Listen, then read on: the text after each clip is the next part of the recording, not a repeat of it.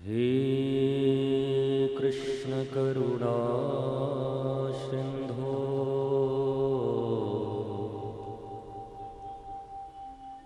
दीनबंधो जगत्पते गोपेश गोपिका कांत राधा कांत नमोस्तुते। तप्त कांचन गौरांगी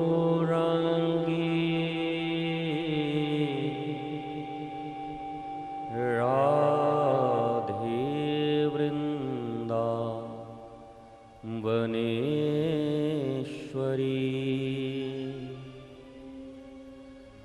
वृषभानुसुते देवी प्रणमामि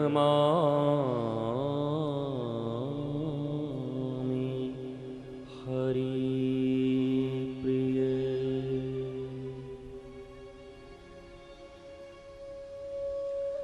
बर्हापीडं नटवरवपु कर्णयो वर्णिकारम् बिभ्रदवास कनककपिशं वैजयन्तीं च माला रन्ध्रान् वेणुरधरसुधया पूरयन् गोपवृन्दैर्वृन्दारण्यं स्वपदरमणं प्राविशद गीतकीर्ति।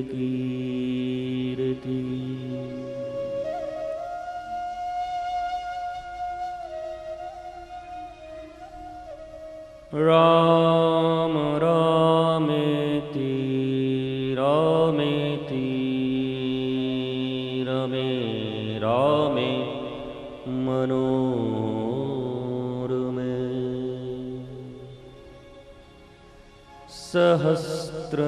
सहस्रनाम तत्तुल्यं राम नाम वरानने।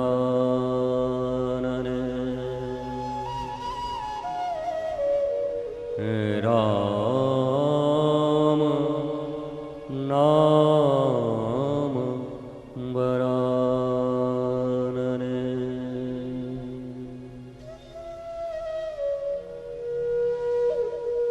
बंदौ राधा के परम पावन पद अरविंद जिनको मृदु मकरंद को नित चाहत श्याम मिलिंद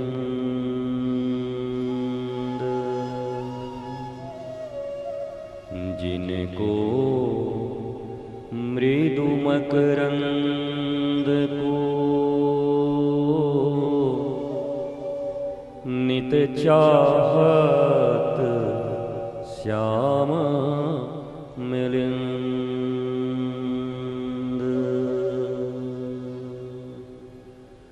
भक्ति भक्त भगवंत गुरु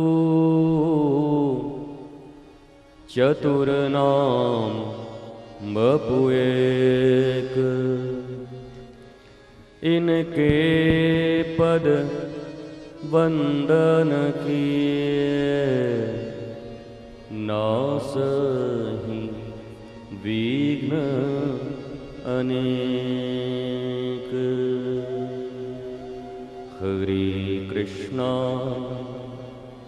Hare Krishna, Krishna Krishna,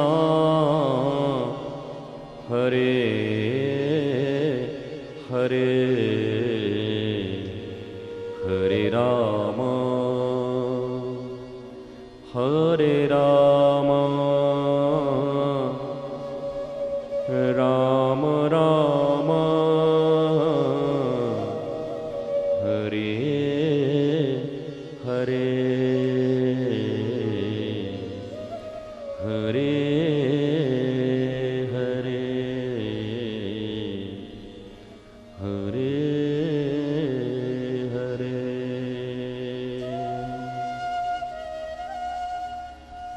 बिनु विश्वास भगति नहीं,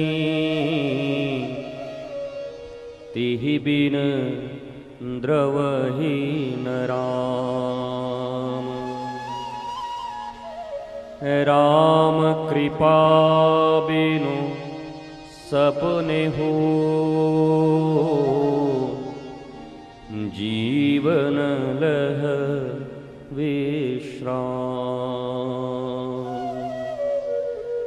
राम कृपा बिनु जीवन लह विश्राम।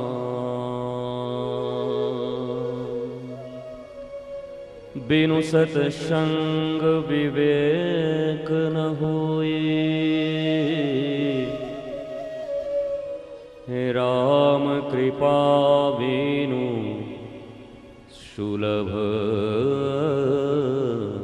न सोए।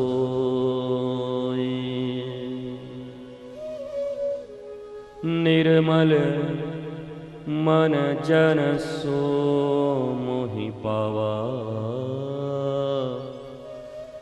मोहि कपट छल छिद्र न भावा।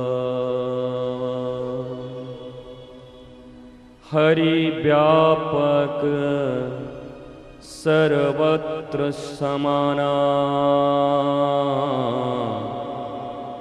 प्रेम ते प्रकट होहि मैं जाना। राम ही केवल प्रेम प्यारा, जानी ले हूँ जो जान निहारा। जान ले हूँ जो जान निहारा।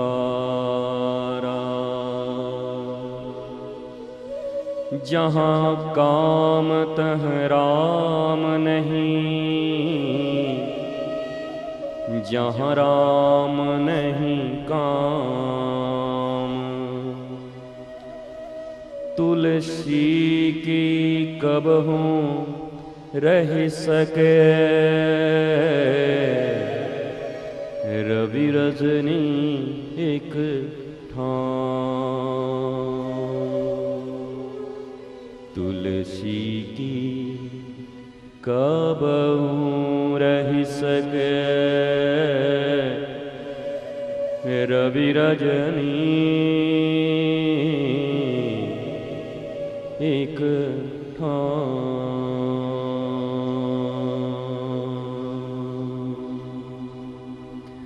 रवि रजनी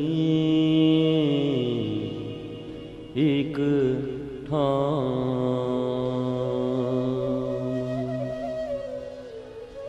राम कृष्ण दो एक हैं, अंतर नहीं निमेष।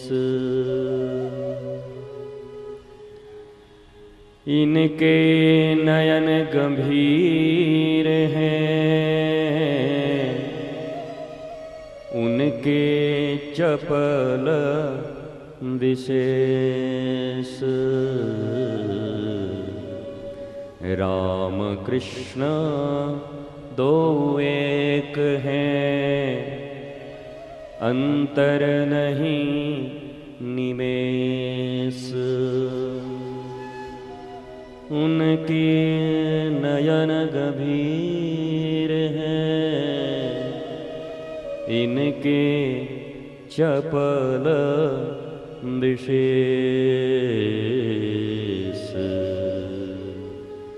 श्री राधा श्री राधा श्री राधा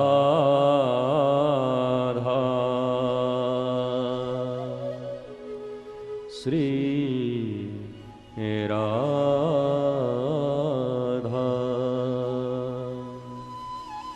श्री राधा।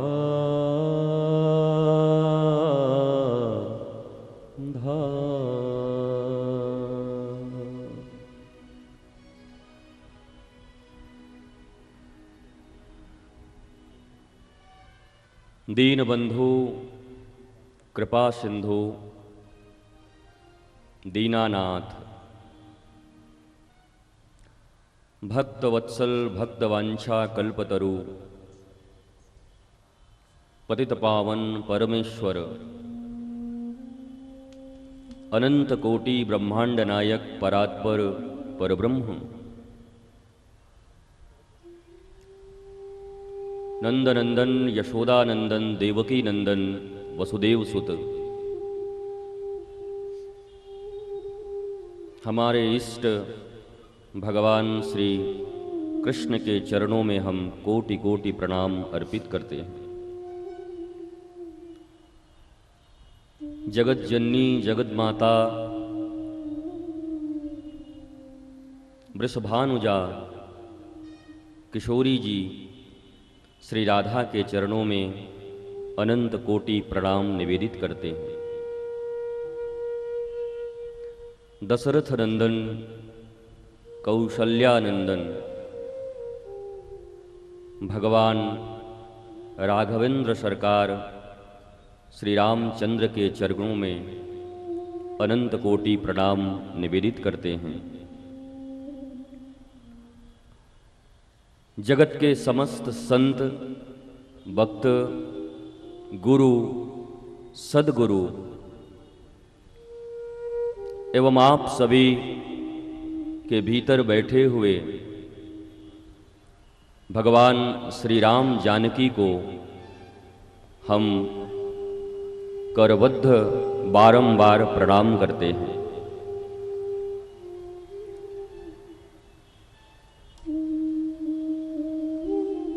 श्री किशोरी जी की महती अनुपायनी कृपा से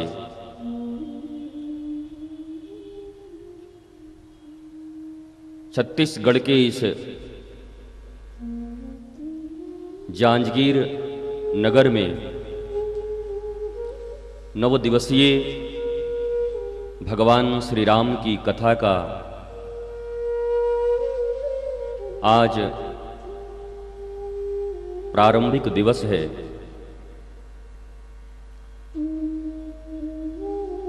तो भगवान श्री रामचंद्र से और किशोरी जी से ये बार बार प्रणाम करते हुए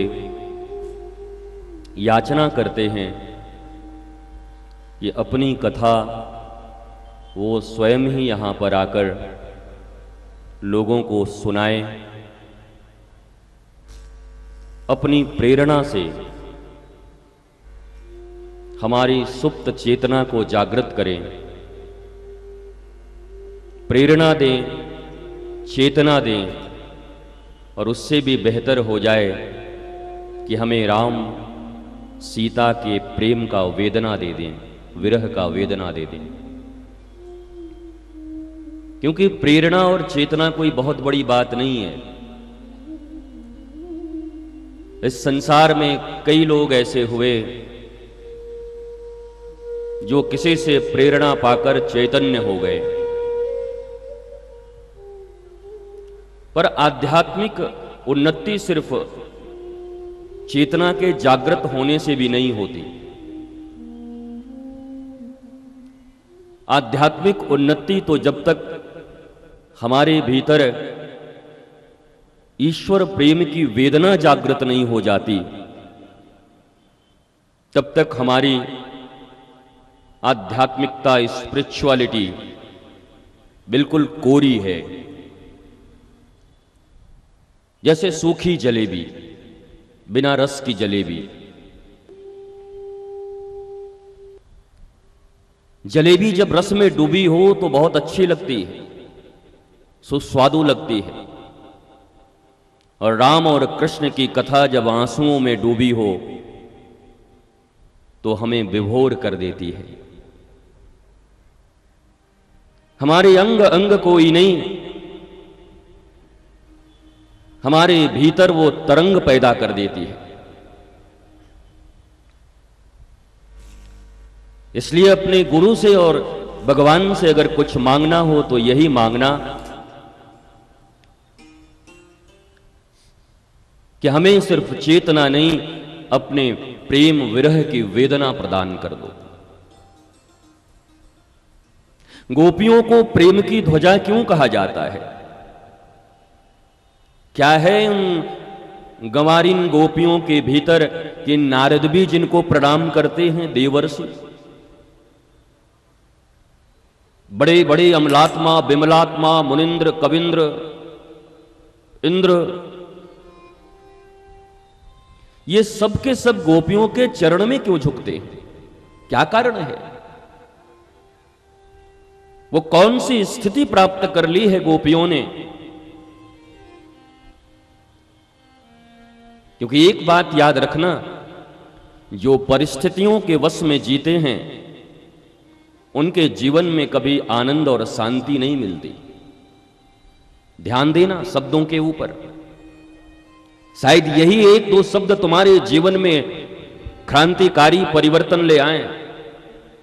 ऐसा मत समझना कि आज कथा का प्रारंभिक दिवस है और अभी तो कथा आरंभ हुई तो अभी तो कथा जमेगी।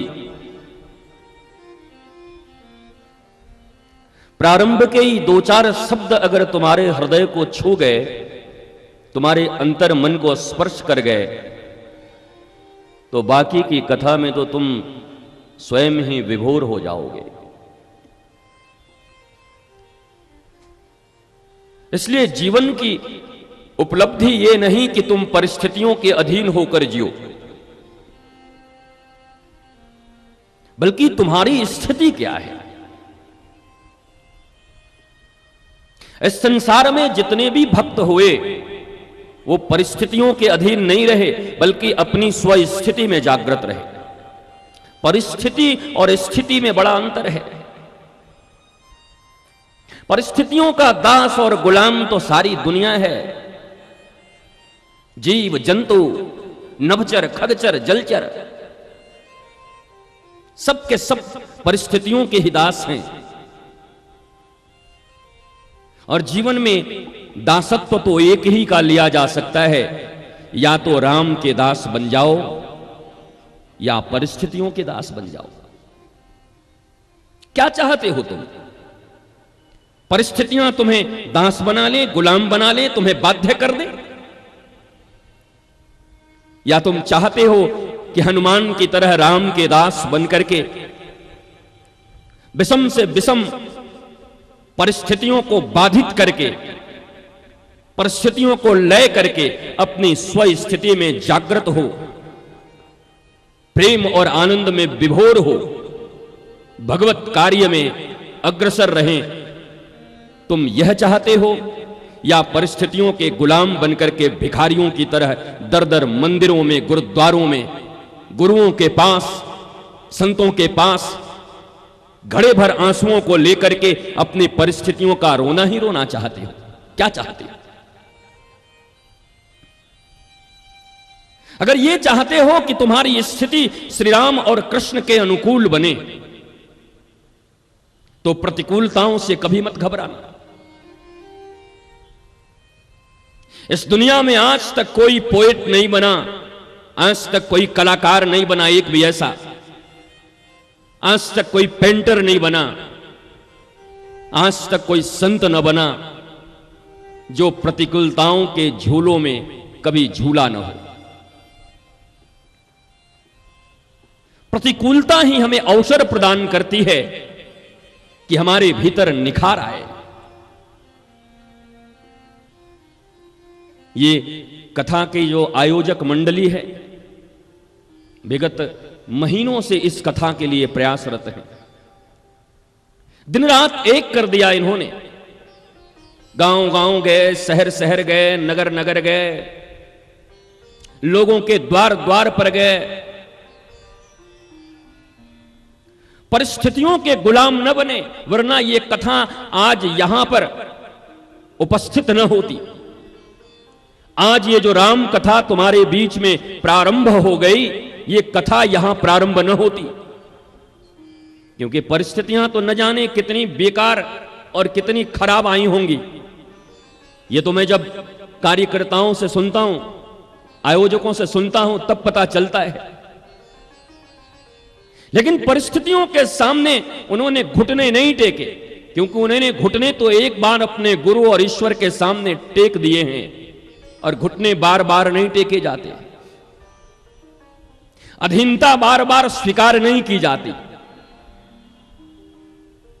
मुझे हर बार यह बात याद आ जाती है अपने कथा के आरंभ में ही, लंका की वो सभा।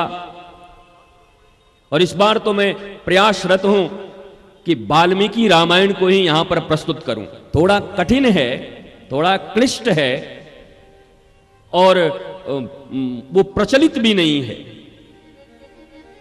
लेकिन मानस में और वाल्मीकि रामायण में कोई बहुत ज्यादा अंतर नहीं है।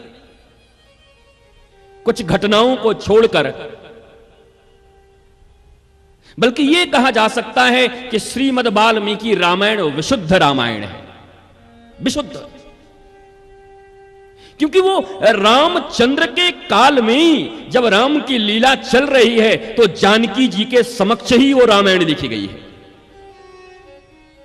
कोई बताया नहीं, वो राम लीला चल रही है, राम अयोध्या में है, और माता जानकी का दूसरा वनवास हो गया है। हमारी किशोरी जी का केवल एक वनवास नहीं है, हमारी किशोरी जी ने दो दो वनवास झेले हैं अपने जीवन में। एक वनवास तो अपने पति के कारण, अपने पति के साथ, भगवान श्री राम के साथ, उनके पिता और माता के वचन के निर्वाह के लिए श्री किशोरी जी ने वनवास भोगा। और दूसरी वनवास वह भी अपने पति के कारण, श्री राम के कारण, जब उन्हें वन में लक्ष्मण छोड़कर आ गए, जब उनके गर्भ में लौ और कुश थे। दो दो वनवास हुए जानकी के। इसलिए यह रामायण ज्यादा प्रामाणिक है। वैसे रामायण में कोई प्रामाणिक और कम प्रामाणिक कहना यह वैष्णवता का घोर अपराध होगा, और यह अपराध मैं नहीं कर सकता। ये रामायण बड़ी, ये रामायण छोटी, ये रामायण सच्चा, ये रामायण झूठा। रामायण सतकोटि अपारा, गोसाई जी महाराज कहते हैं, गोस्वामी जी वो स्वयं स्वीकार करते हैं कि 100 करोड़ से ऊपर कथाएं रामायण इस धराधाम पर, इस लोक में मौजूद है, उपस्थित है। चरितम रघुनाथस्य शतकोटि प्रविस्तरम। शतकोटि, 100 करोड़ से भी ज्यादा।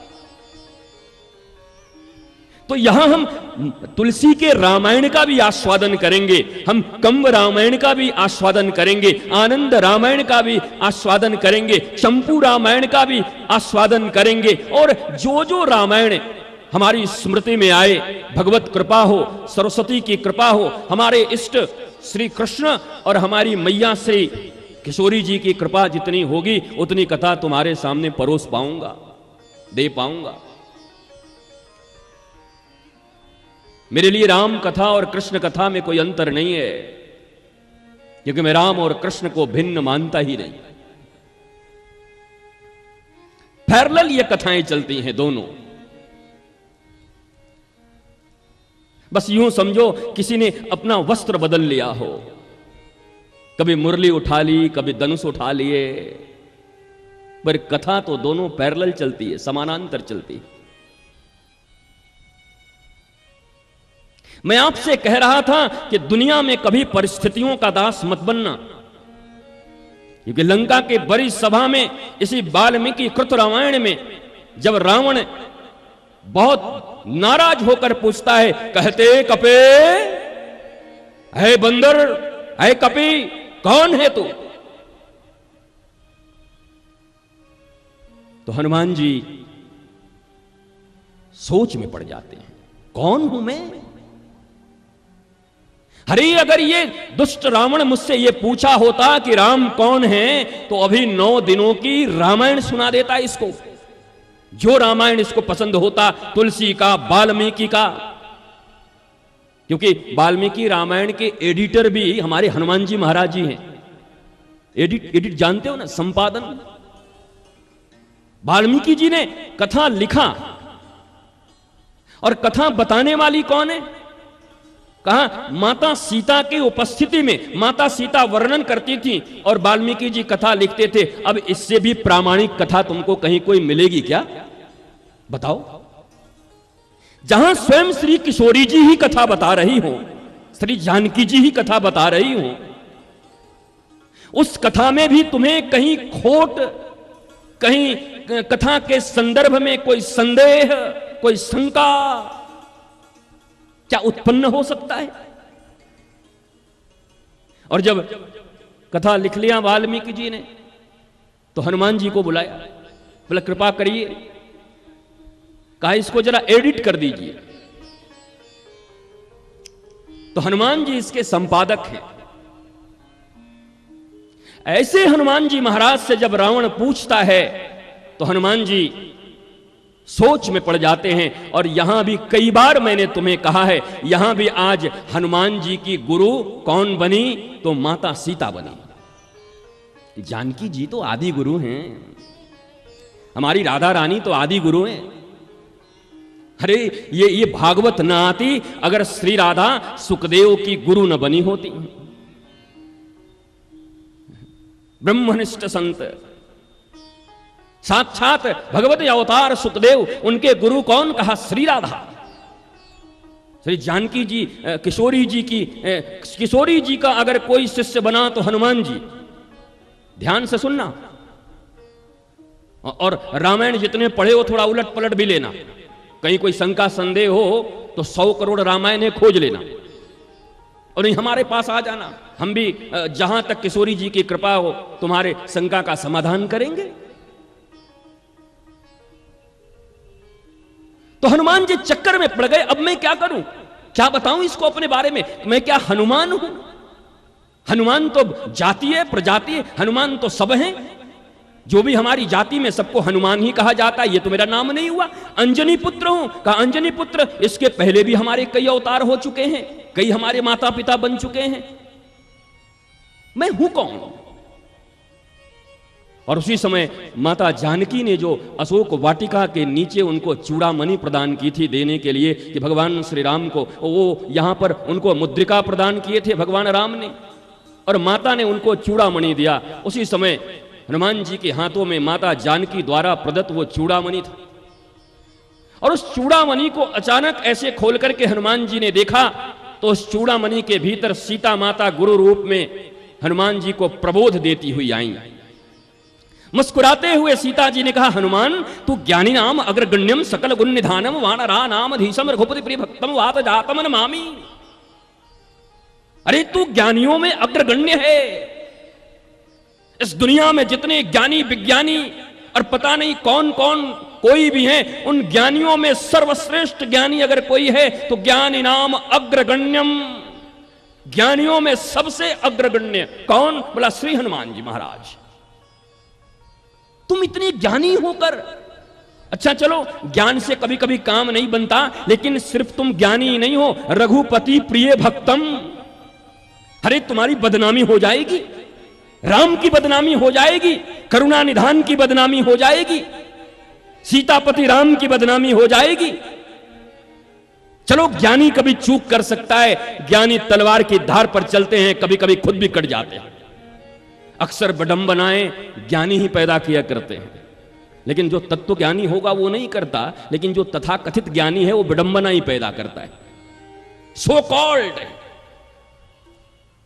जो ज्ञानी है। हमारे गुरुदेव कहा करते थे, भैया इंटेलेक्चुअल तो बन गए, स्पिरिचुअल कब बनोगे? इंटेलेक्चुअल हो गए, इंटेलेक्चुअल, स्पिरिचुअल कब बनोगे?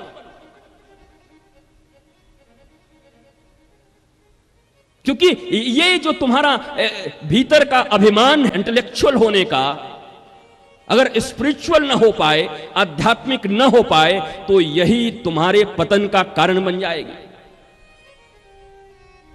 यही पतन का कारण बन जाएगी। और हनुमान जी को जब प्रबोध मिला और देखा चूड़ामणि, और चूड़ामणि से सीता माता ने उनको प्रबोध दिया, अरे बता बता तू कौन है बता। वो हनुमान जी को प्रबोध मिला, ओहो गुरुदेव ने ज्ञान करा दिया। और गुरु होते भी इसीलिए हैं भैया। हर बार जब शिष्य संदेह के घेरे में, दावा नल में जब जलते रहता है, संदेह के सागर में जब डूबते रहता है, तो उस समय नौका बन करके, गोताखोर बन करके गुरु ही आया करते हैं। गुरु के सिवा और कोई नहीं आता। ये प्रामाणिक बात है, इसको मान लो। चाहे तुम्हारी कोई भी परिस्थिति हो, उस परिस्थितियों के दास अगर तुमको कोई नहीं बनने देता, तुमने अगर जीवन में गुरुवर्ण कर लिया है, तो यह निश्चित समझो कि तुम किसी दावा नल में जल नहीं सकते, किसी सागर में डूब नहीं सकते, कोई पवन तुमको उड़ा नहीं सकती, कोई परिस्थितियां तुमको मिटा नहीं सकती, नहीं मिटा सकती तुमको कोई परिस्थिति, क्योंकि तुम गुरु से अभिषिक्त हो। गुरु की छत्र छाया तुम्हारे ऊपर है, गुरु के हस्त कमल तुम्हारे ऊपर हैं। गुरु चरणार बिंदुओं को अगर अपने हृदय में स्थापित कर लिया है, तो तुम्हें कभी भी भय युक्त होने की जरूरत नहीं है। भय मुक्त करते हैं गुरु, वो भी अभय हैं, निर्भय हैं, और अपने शिष्यों को कभी वो भयभीत नहीं रहने देते। अगर तुम्हारे जीवन में आज भी भय है, तो तुम निश्चित समझ लो अभी भी तुम निगुरे हो। शायद किसी पद्धति से लोक लुभावन नारों के कारण, लोगों के कारण देखा देखी तुमने गुरु ग्रहण कर लिया हो, लेकिन वास्तविक गुरु का ग्रहण तुमने नहीं किया अगर तुम्हारे जीवन में अभी भी भय है। क्योंकि गुरु तो निर्भय बनाता है, तुम अभी भी भयभीत हो, किस बात का भय है? जो अभय की उपासना करता है वो सदा निर्भय रहता है, पर जो उपासना नहीं वासना में डूबा रहता है, भय ही उसके जीवन का प्रमुख अलंकार होता है। अब तुम डिसाइड करो कि तुम्हें उपासना में जीना है या वासना में जीना है। उपासना से सुगंध आती है और वासना से दुर्गंध आती है। तुम दुर्गंध में जीना चाहते हो या सुगंध में जीना चाहते हो, इट्स योर चॉइस।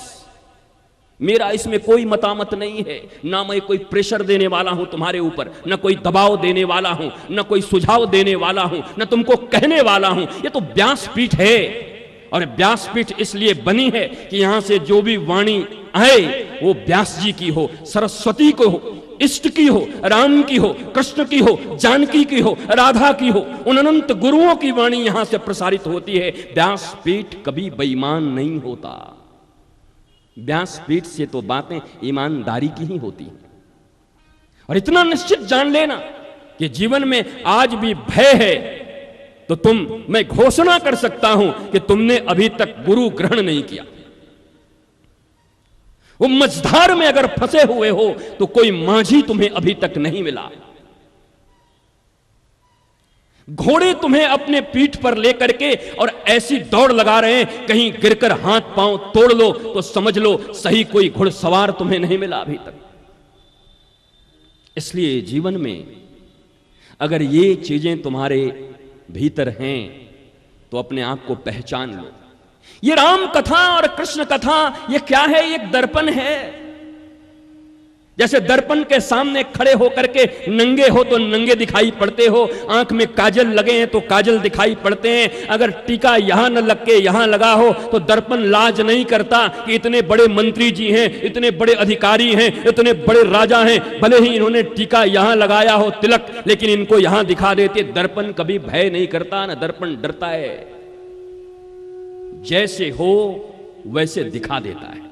नंगे हो तो दर्पण में नंगे ही दिख पड़ोगे। ये राम कथा, ये कृष्ण कथा भी एक दर्पण है। तुम राम हो कि रावण हो, तुम कृष्ण हो या कंस हो, तुम अनसुया हो, अरुंधति हो या शूर्पनखा हो, ताड़का हो, पूतना हो, क्या हो तुम? कहा राम कथा में आओ, 9 दिनों में तुम्हें समझ में आ जाएगा कि तुम इनमें से क्या हो। और ये अच्छा है कि कम से कम हमें पता तो चल जाए हम क्या हैं।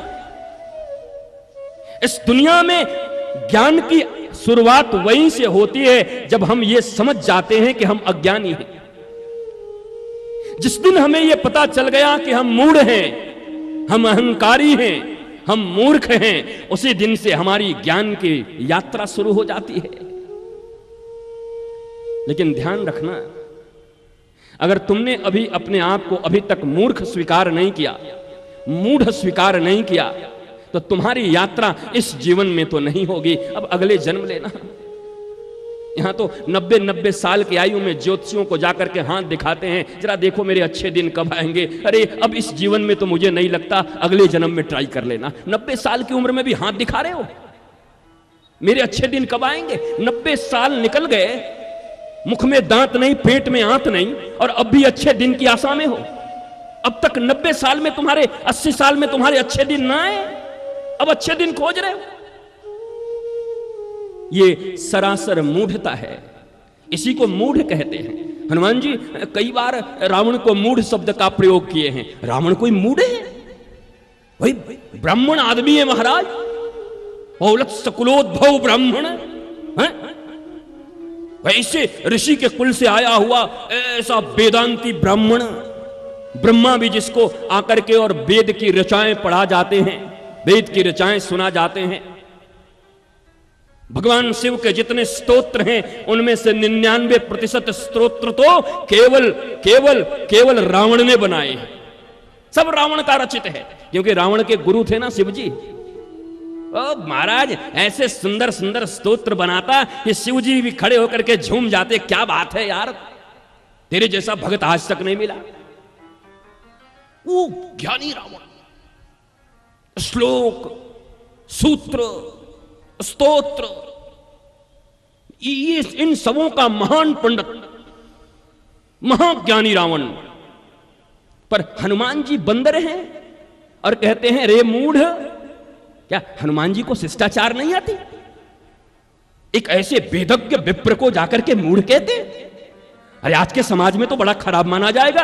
किसी योग्य ब्राह्मण को जाकर के, किसी विप्र को जाकर के, जो ज्ञानी है, ध्यानी है, जिन्होंने अनंत वेद शास्त्र सबका जिन्होंने अनुशीलन किया हो, पढ़ा हो, उसको जाकर के कोई मूढ़ कहे तो ये तो अशिष्ट भाषा है, असंसदीय भाषा। आज की कथा, आज के भाषा में इसको बोलते हैं असंसदीय।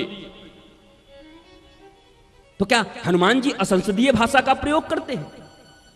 आखिर वो कौन सा कारण है कि रावण को वो मूढ़ कहते हैं? इतने ज्ञानी को मूढ़ क्यों कहते हैं भाई? रावण के पास सब है, पर रावण के पास चरित्र नहीं है। अब अभी वाल्मीकि रामायण ही मैं करूंगा, तुलसी रामायण भी लाऊंगा बीच बीच में, मिलजुल के थोड़ा मिला के कॉकटेल बनाएंगे, कुछ इधर उधर करके देखते हैं कैसे कैसे। बाकी किशोरी जी करेंगे, अभी तक तो कुछ मूड बना नहीं है। अब जो आएगा वो निकलता जाएगा। हनुमान जी महाराज रावण को सिर्फ एक बात के लिए मूढ़ कहते हैं, तो दुनिया को पहचानता है, पर दुनिया बनाने वाले को नहीं पहचानता। और याद रखना बंधुओं, तुम भी दुनिया को बहुत पहचानते हो। मामा को, काका को, चाचा को, नाना को, इसको उसको, इंडिया को, ऑस्ट्रेलिया को, अमेरिका को, स्विट्जरलैंड को, कनाडा को, यूनान को, मैक्सिको को, यूरोपियन कंट्रीज को, मंगल को,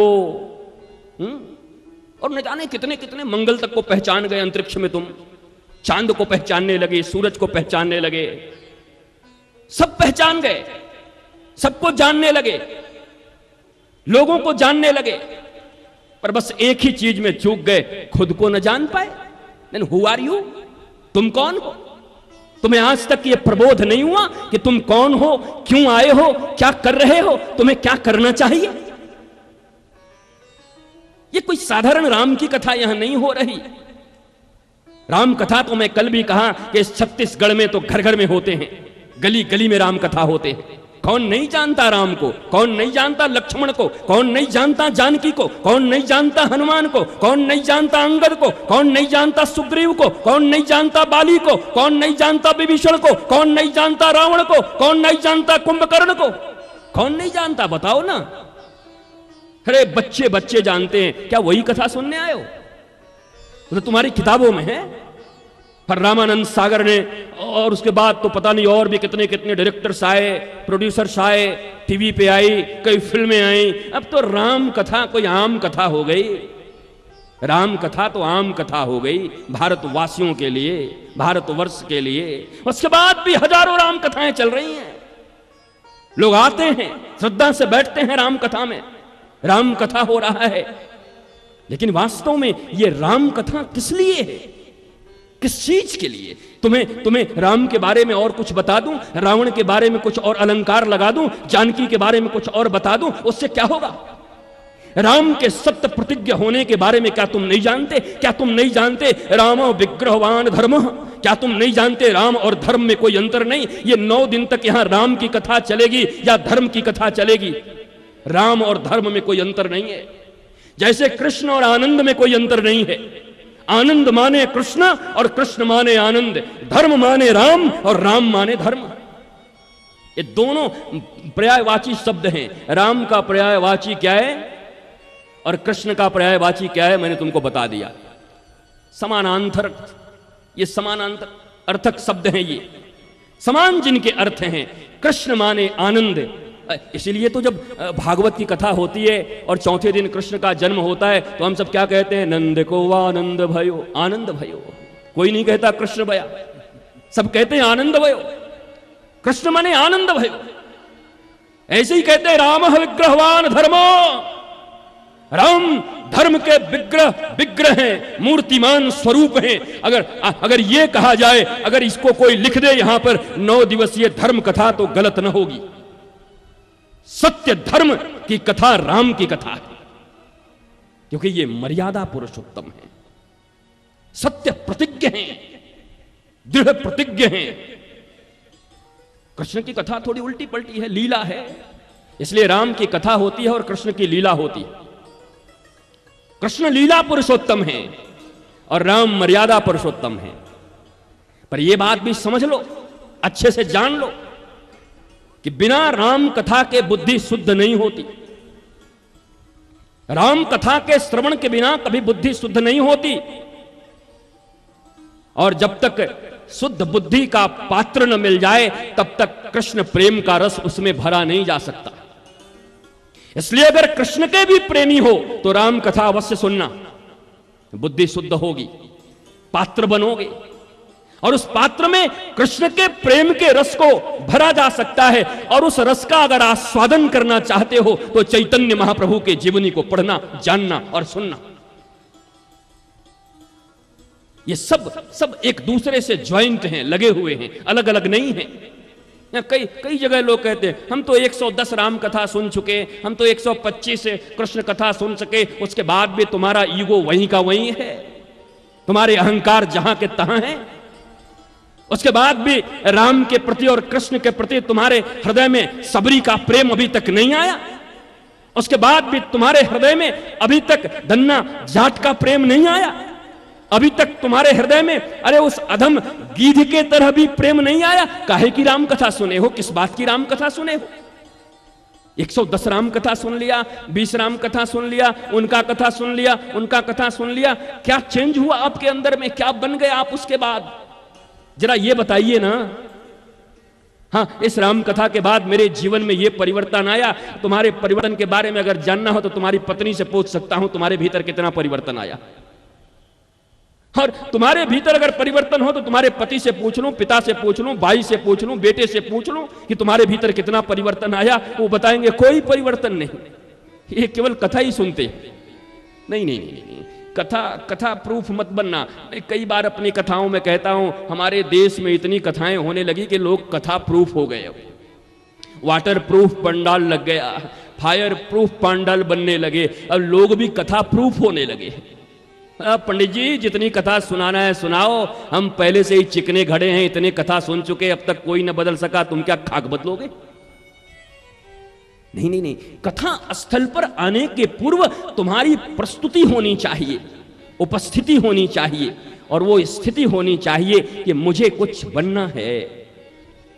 इस बार मुझे राम के निर्मल प्रेम को पाना है, इस बार मुझे कृष्ण के निर्मल प्रेम को पाना है। अगर इस भावना से कथा में नहीं आते तो तुम्हारे कथा में आना, तुम्हारे कथा में बैठना, तुम्हारे कथा में जोर जोर से उछलना, नृत्य करना, संगीत करना, कीर्तन करना, ये सब मैं बता सकता हूं तुम्हारा व्यर्थ है।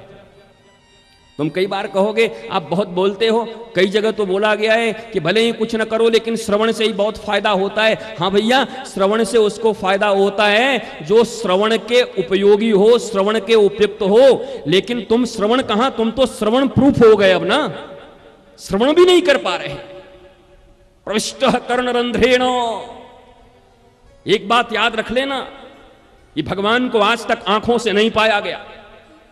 बड़े ध्यान से सुन लेना, अगर भगवान कहीं मिलेगा तुमको तो इन कानों से ही मिलेगा। आंखों से आज तक भगवान किसी को नहीं मिला। आंख नबी हो तो काम चलेगा। सूरदास की कौन सी आंखें थी? अंधे थे, आंखें तो नहीं थी, पर हमसे तुमसे तो बेहतर थे। श्री कृष्ण जिनका हाथ पकड़कर चलते थे, श्री कृष्ण जिनको ले जाया करते थे जहां वो कहें, आंखें मायने नहीं रखती। क्योंकि गोपियों ने भी गोपी गीत में चलना चिल्ला कर कहा, श्रवण मंगलम, श्रवण मंगलम। तब कथामृतम तप्त जीवनम कविभिरीडितम कल्मषापहम् श्रवण मंगलम, श्रवण मंगलम। गोपियां कहती हैं कि ये देखने से नहीं मिलेगा, स्पर्श करने से नहीं मिलेगा, दौड़ने से नहीं मिलेगा, बुद्धि से नहीं मिलेगा। बोले तब कहां श्रवण मंगलम, ये श्रवण से ही मिलेगा। और भगवान स्वयं कहते हैं प्रविष्ट कर्णरंध्रेण, मैं अगर मनुष्य के शरीर में कहीं से प्रवेश कर सकता हूं तो एकमात्र छिद्र मनुष्य के भीतर है, कानों के द्वारा ही मैं प्रविष्ट हो सकता हूं, कान से। पर कानों में तो रुई डालकर बैठे हो, कानों में तो कचरे डालकर बैठे हो, कानों में वासनाएं की कथा सुन सुनकर तुम्हें उपासना की विधि समझ में नहीं आती। अरे उपासना ऊर्जा देती है, वासना मूर्छा देती है। तुम ऊर्जावान होना चाहते हो या मूर्छित होना चाहते हो? इन कानों से कथा तो सुनते हो, पर कानों में फिल्टर नहीं लगाया अभी तक। इन कानों में न जाने कितने कूड़े और कचड़े पहले से भरे हुए हैं। उसकी बहू, उसकी बेटी, उसकी बहन, वहां जमीन, वहां दुकान, वहां मकान। उसने हमारी ऐसी बेइज्जती की, हम भी उसको बेइज्जती करके रहेंगे। उसने हमारे साथ ऐसा व्यवहार किया, हम भी वक्त आने पर बदला लेकर के रहेंगे। न जाने क्या क्या सुन रहे हो। ये कान दूषित हो गए हैं, और इन दूषित जगह पे परमात्मा प्रविष्ट नहीं होते। अरे घर में तो बड़े सुंदर मंदिर बनाते हो, बड़ी सुंदर से सफाई करते हो, गंगा जल छिड़कते हो, अगरबत्तियां जलाते हो, कर्पूर जलाते हो, घी के दीपक जलाते हो कि हमारे ठाकुर जी यहां रहते हैं। लेकिन भगवान ही कह रहे हैं कि मैं अगर मनुष्य के शरीर में कहीं से प्रविष्ट हो सकता हूं, प्रविष्ट कर्णरंध्रेण, एकमात्र छिद्र है वो कर्ण है, कान। वो कान तो दूषित हैं तुम्हारे। कैसे ले जाओगे कृष्ण को, कैसे ले जाओगे राम को? इन दूषित कानों के द्वारा राम और कृष्ण कैसे भीतर समाएंगे? इसलिए कान को शुद्ध रखो, अपनी श्रवण शुद्ध रखो, विशुद्ध श्रवण करो। आज प्रथम दिवस है, आके बैठे हो, अच्छी बात है, लेकिन कहता हूं कल से आओ तो कानों को शुद्ध करके आना। कानों को शुद्ध करने का मतलब है कथा में आने से पूर्व कोई सांसारिक बात नहीं, कोई समस्या की बात नहीं। यहां तो कथा के बीच में ही समस्या शुरू हो जाती है। आ रहा। मैं तो इसलिए आंख बंद करके कथा करता हूं, आंख खोलूं तो पता नहीं कोई जगा हुआ भी मिले कि नहीं, सब सोते हुए मिले।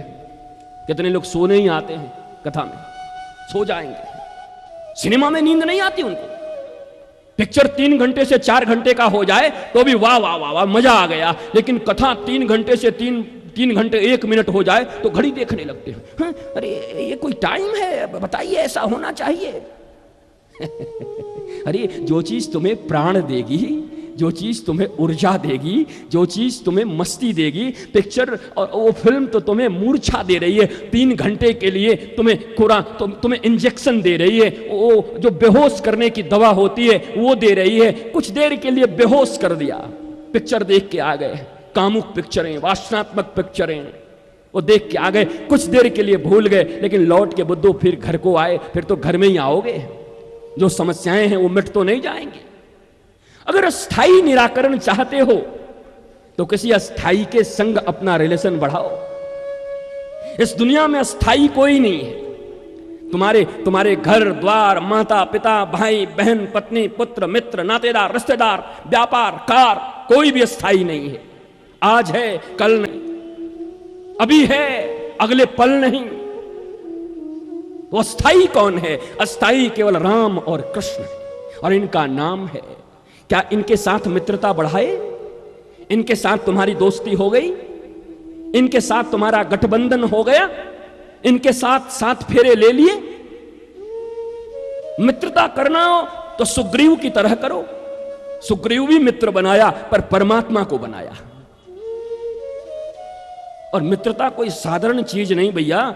देखो, ये रामचरितमानस हमको एक बहुत बड़ी चीज सिखाती है।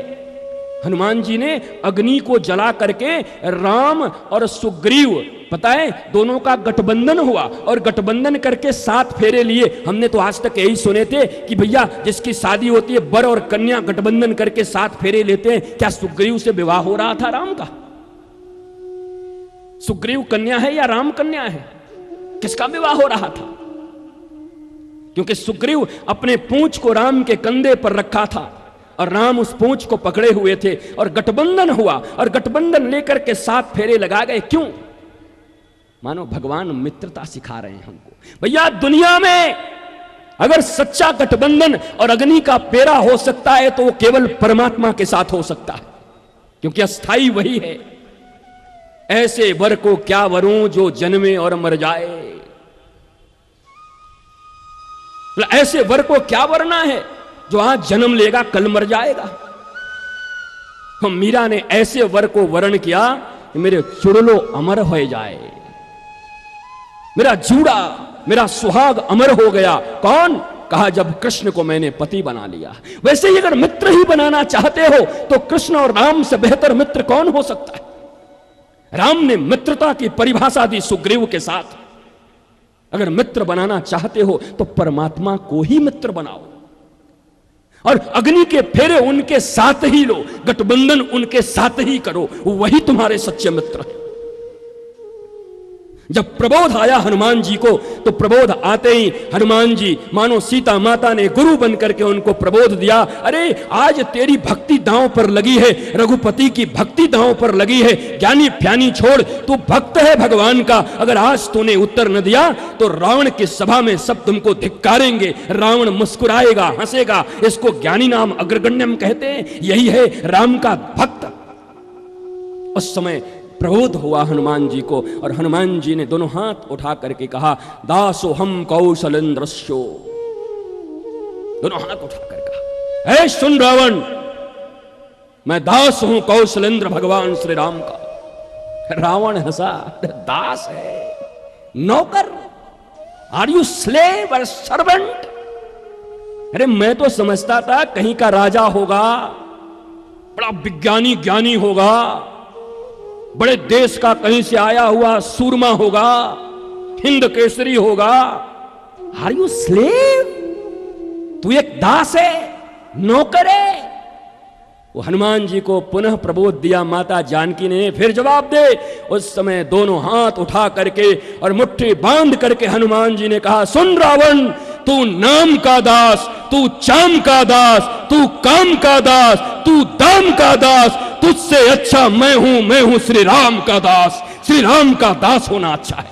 जीवन में नाम के दास, चाम के दास, काम के दास, दाम के दास, हम सब काम के दास हैं, चाम के दास हैं, नाम के दास। कोई नाम के लिए मरा जा रहा है, हमारा नाम नहीं होगा तो समझ लेना मर जा।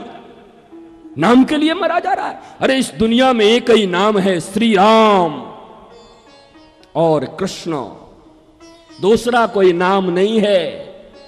कई बार अपनी कथाओं में कहता हूं, अपने परदादा के परदादा का नाम बताओ, उठ जाओ। उनके दादाजी का नाम बताओ, उनके दादाजी का नाम बताओ, कहां गया नाम? इतने कृतज्ञ हो, अपने बाप के बाप के बाप के बाप के बाप के बाप के बाप का नाम नहीं जानते? मिट गया। एक दिन तो बहुत चला, 3 पीढ़ियों तक तो बहुत चला गुरुजी, फोटो भी चले, छवि भी लगी, पर अब गए, काम गया नहीं है। इसलिए नाम भी मिटने वाला है, तुम्हारी ये चाम भी मिटने वाले हैं। अग्नि की लपटों पर ये चमड़े जब जलेंगे तो तुम्हारे ही बेटे बेटी और तुम्हारे रिश्तेदार उसकी गंध को बर्दाश्त नहीं कर पाएंगे। मुर्दा जब जलता है तो लोग नाक पे रुमाल रखते हैं क्योंकि चमड़े और मांस की गंध आती है। ये चाम भी नहीं रहेगा, ये नाम भी नहीं रहेगा, काम भी नहीं रहेगा, दाम भी नहीं रहेगा।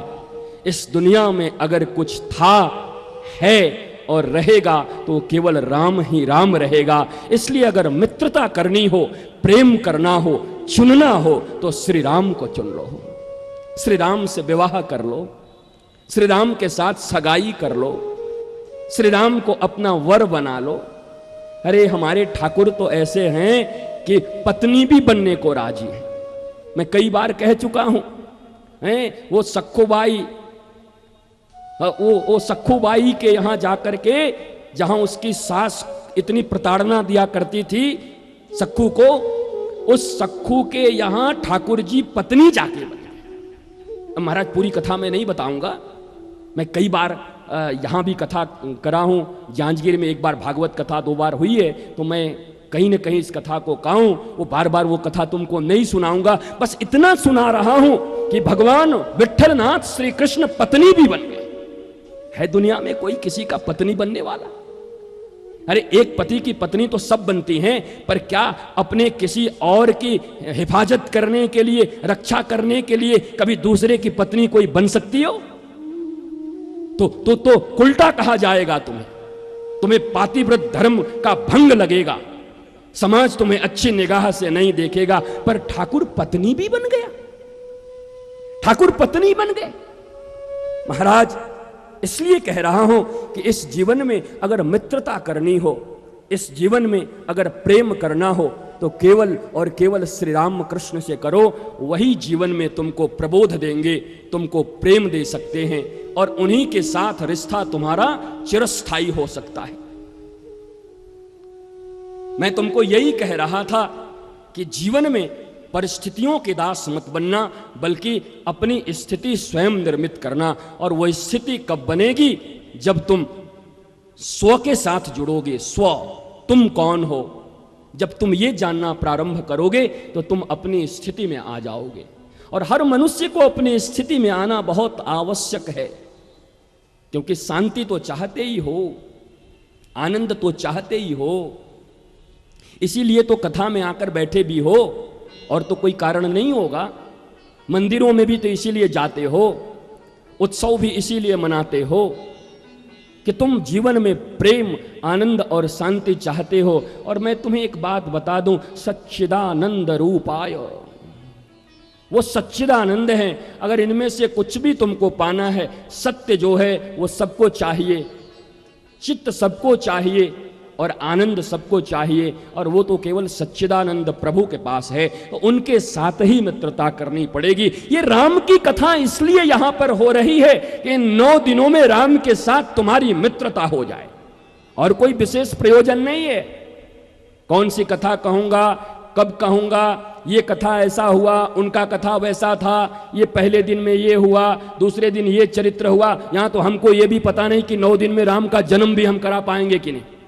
यहां कोई कथा फिक्स नहीं है, ये मत समझना कल परसों जन्म होगा, परसों विवाह होगी, फिर उनका विवाह होगा। अरे ये जन्म और विवाह तो तुम्हारे भी हुए हैं, यही देख के क्या करोगे, सुन के क्या करोगे। जन्म तो तुम भी लिए हो, विवाह तुम्हारा भी हुआ है। ये जन्म और विवाह की कथा नहीं है।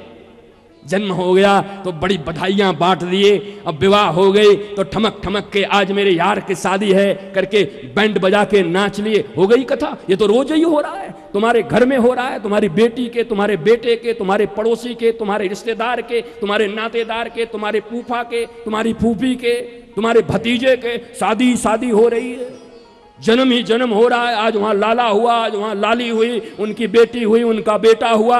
ये जन्म और विवाह की कथा नहीं है। कई लोग पूछ रहे हैं गुरुजी जन्म किस दिन होगा, तो हम बोले भैया हमें खुदो ना पता कब जन्म होएगो। भागवत करें तब तो पतो होए कि चौथे दिन जन्म है जाएगो, पर या राम कथा में तो हमें भी पतो ना कि कब जन्म होएगो। और जब वाल्मीकि रामायण की कथा करेंगे तो पहले तो लवकुश का जन्म होगा, बाद में राम का देखा जाएगा। क्योंकि महर्षि वाल्मीकि कहते हैं सीता के पति राम हैं, इसलिए इनका चरित्र आ गया है, वरना मैं तो रामायण में केवल सीता का चरित्र लिखा। इसलिए हम सब यहां जन्म की, विवाह की और ये कुछ आयोजन मनाने के लिए, कुछ अनुष्ठान करने के लिए, वही गिने गिनाए पिटे पिटाए। एक जगह भागवत करने के लिए गए थे और एक पेपर में देखा दूसरे दिन, तो उन्होंने पूरा का पूरा छाप दिया था, पहले दिन ये कथा होगी, दूसरे दिन ये होगी। और एक जगह तो गया तो चौथे दिन नहीं, मैं छठे दिन जन्म कराया महाराज, और चौथे दिन पेपर में बहुत बड़ा धूमधाम से जन्म मनाया गया। मैंने हद हो गई, बताओ। मतलब ये बने बनाए स्क्रिप्ट लिखे हुए हैं। भैया तू बताएगा मुझे कि जन्म कब होगा? अरे हमारे हृदय में कृष्ण का जन्म कब होगा? जब हमारा हृदय उसके लिए तैयार होगा, जब हृदय हमारा पवित्र होगा, तब तो श्री कृष्ण आएंगे। चौथे दिन किसी ने लिख दिया है क्या कि चौथे दिन जन्म कराना ही पड़ेगा? कई ऐसे संत हैं, कई ऐसे बड़े बड़े कथाकार, कई ऐसे बड़े बड़े संत हैं जिनकी कथा में जन्म ही नहीं होता। 7 दिन तत्व की कथा चलती है, 9 दिन तत्व की कथा चलती है। और जीवन में राम से प्रेम हो जाए और व्यवहारिक जीवन में जो तुम रोज मात खा रहे हो, उस व्यवहारिक जीवन को भी राम परक और कृष्ण परक जीवन बना दिया जाए, कथा उसके लिए हो रही है। वरना टीका टिप्पणी करने के लिए तो इस नगर में भी लोग काफी हैं, करेंगे ही। ये तो हमें तो समझ में ही नहीं आया कौन कथा हो रही थी, हम तो समझ ही नहीं पाए। भैया तू ही आ जा, तू ही कर दे। राम कथा तो तू जानता ही, फिर यहां क्यों आया? राम कथा तो हर कोई जानता है, बैठो तुम ही कथा करो।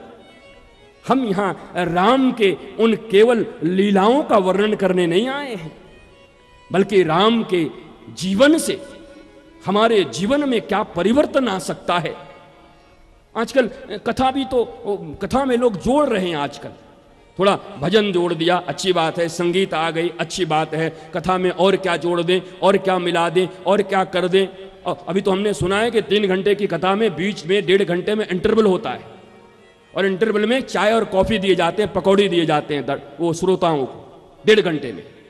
हद हो गई भैया। राम की कथा में कुछ जोड़ना नहीं है, ये पूर्ण है, और जो अपूर्ण होता है उसमें कुछ जोड़ा जाता है।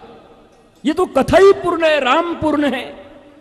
ये राम की कथा में कुछ जोड़ने की जरूरत नहीं है। राम की कथा में जोड़ोगे तो इसको बिगाड़ोगे। राम की कथा में मत जोड़ो, बल्कि राम की कथा को अपने जीवन से जोड़ लो तो तुम्हारा जीवन सफल हो जाएगा। राम की कथा में कुछ जोड़ने की आवश्यकता नहीं, कथा को अपने जीवन से जोड़ना है महाराज। इसलिए राम की कथा को अपने जीवन में, अपने चरित्र में अगर हम जोड़ लें तो हमारे जीवन का जो उल्लास है, जो उत्साह है, जो आनंद है, जो मस्ती है, जो कहीं ना कहीं खो गई है, डूब गई है, मिट गई है, बिसर गई है, हम उसको फिर से प्राप्त कर सकेंगे। इसलिए यहां जब आइए तो हृदय को खाली करके आइए, हृदय के घड़े में कूड़े और कचड़े लेकर के मत आइए। यहां जब आइए तो बुद्धि को लय करके आइए। जन्मादस्य यतोर्वदितस्तार्थे सुविज्ञ स्वराट तेने ब्रह्महृदाय आदि कवये मुह्यन्ति यत सूर्य तेजो वारी मृदाम यथा विनमयो यत्र त्रिसर्गो मृषा धाम्ना स्वेन सदा निरस्तकुहकम सत्यम परम धीमहि। सत्यम परम धीमहि श्रीमद् भागवत जी का प्रथम श्लोक सत्यम परम धीमहि का यहां आओ तो अपने बुद्धि को लय करके आओ। बुद्धि लेके मत आना, बुद्धि लेके मत आना, बुद्धि लय करके आना। और बुद्धि लय कहां करोगे? बोला सत्यम परम धीमहि। सत्य कौन है? श्री राम है। रघुकुल रीत सदा चली आई, प्राण जाए पर बचन न जाई। सत्यवादी इनका खानदान है, इनके पूर्वज में है सत्यवादी हरिश्चंद्र। अरे राम की कथा को छोड़ो, इस दुनिया में राम की कथा सुन के तो पवित्र हो ही जाओगे। राम के किसी पूर्वज की कथा सुन लो तब भी जीवन पवित्र हो जाएगा और जीवन में परिवर्तन आ जाएगा। ये कोई साधारण लोगों की महाराज साधारण सूर्यवंश है। और याद रखना, इस सूर्यवंश में राम भी आए तो उसके बाद ये राम वंश नहीं बना, रघुवंश ही रहा। रघुवंश। अब जरा सोचो कि राम के पूर्वजों की स्थिति क्या है। ऐसा नहीं कि राम आ गए तो उसके बाद बदल गया, अब राम वंश आ गया। कहीं सुने हो राम वंश? रघुवंश। वाह वाह वाह महाराज। वो रघु, अज, दशरथ महाराज, खटवांग और बड़े बड़े राजा, भगीरथ, अंशुमन, दिलीप, ऐसे ऐसे राजा, शिवी, हरिश्चंद्र, अरे ऐसे ऐसे राजा हैं, दीर्घबाहु। राम के पूर्वजों के अगर एक ही कथा सुन ली जाए, राम कथा तो दूर की बात, हरिश्चंद्र की कथा सुन लो तो जिंदगी बन जाएगी। राजा शिवी की कथा सुन लो तो जिंदगी बन जाएगी। रघु की कथा सुन लो तो जिंदगी बन जाएगी। राम कोई साधारण है? या राम का कोई जो पूर्वज जो महाराज उनका जो खानदान जिसको बोलते हो वो कोई साधारण है? इसलिए राम कथा का तात्पर्य बड़ा छोटा मत समझना। बहुत से लोग राम कथा मतलब घिसी पिटी पिटी पिटाई, बस इतना से उतना उठाया, वहां राम कथा, ये ऐसे हुआ, वो ऐसे हुआ, वैसे हुआ। भैया ये तो सब जानते हैं।